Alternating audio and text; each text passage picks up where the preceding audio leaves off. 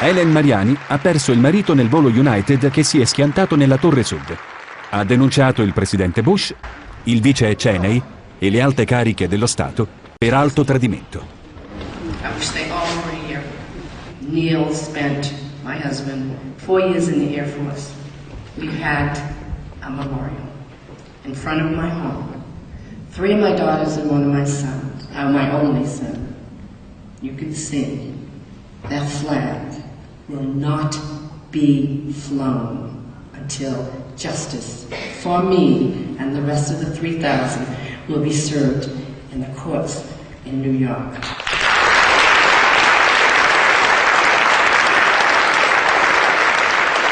These are the questions that I want to ask Mr. Bush. It is still my personal belief that you intentionally allowed September 11, 2001 to happen. You gathered public support for a war on terrorism. I find distasteful for you to use our disaster of death and destruction for your political gain. Our American dreams of freedom have been shattered for the future generations to come. Thank you.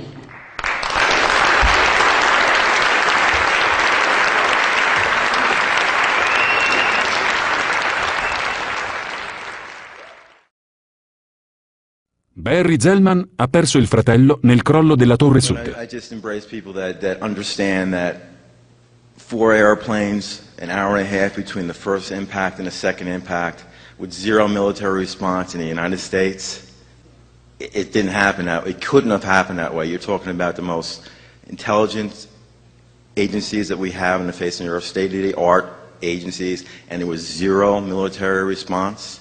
And, you know, I'm a fair person. I listened to all sides of the argument, and I did research upon research, and no one could give me the answer. But it's very transparent because our own president did not want to investigate this tragedy. And I'm standing before you today for one reason. The only thing that I could give my brother is the truth. That's it. I didn't get paid a cent. You know, the money was out there to shut people up. It's a strange dynamic, money, because there's two sides to 9/11 families. There are ones that were paid and the ones that weren't. But the money was there for one reason: it's to keep people, pay them off and keep them quiet. And I thank people like you that are listening. Thank you very much.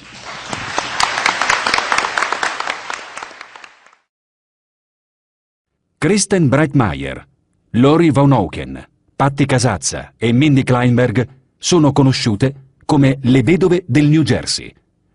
Dal giorno degli attentati hanno unito le loro forze e combattono incessantemente perché la verità venga a galla.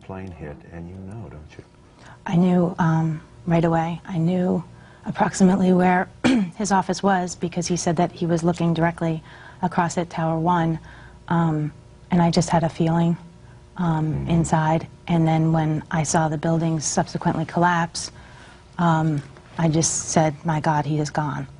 And I fell to the floor and...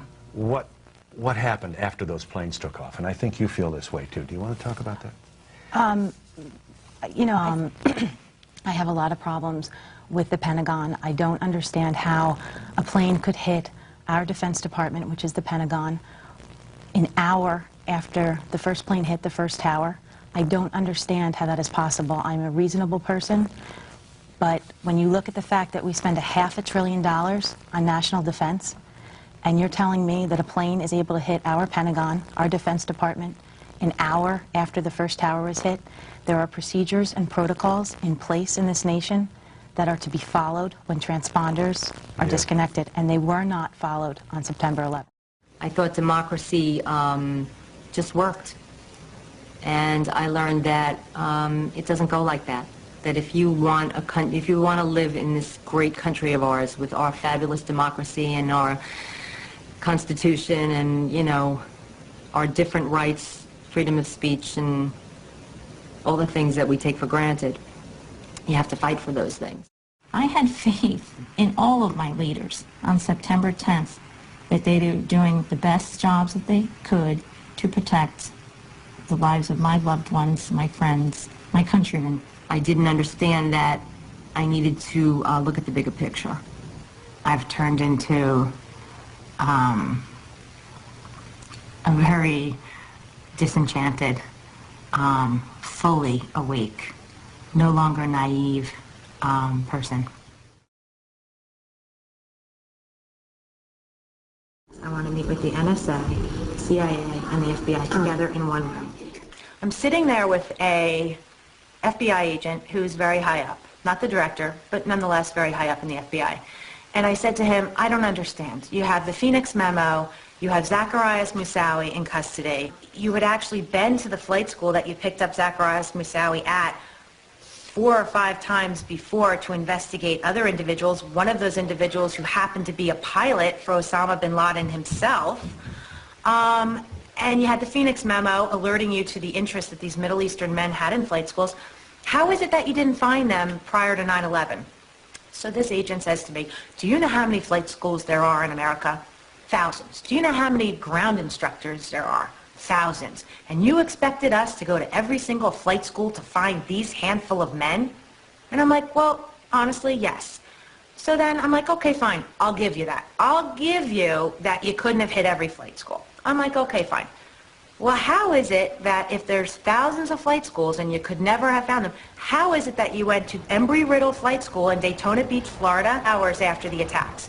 If there's thousands of flight schools, how did you just happen to go to that one exact perfect school that some of the hijackers went to? How'd you know to go to that school? And he just looked at me and goes, we got lucky.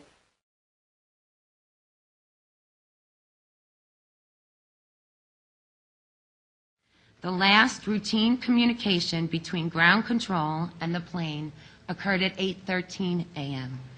Between 8:13 and 8:20, Flight 11 became unresponsive to ground control.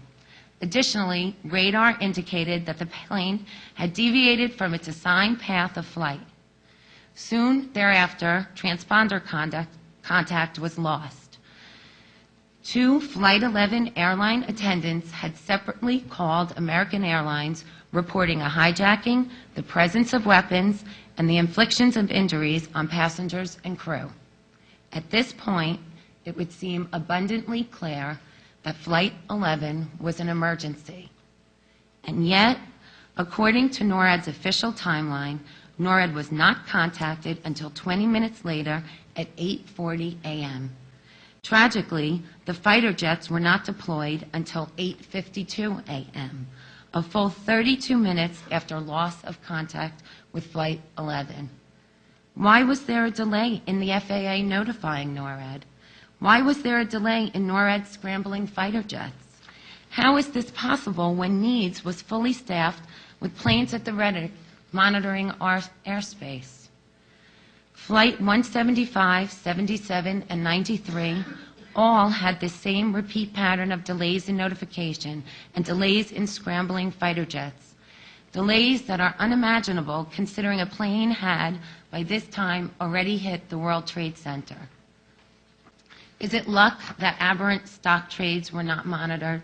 Is it luck when 15 visas are awarded based on incomplete forms?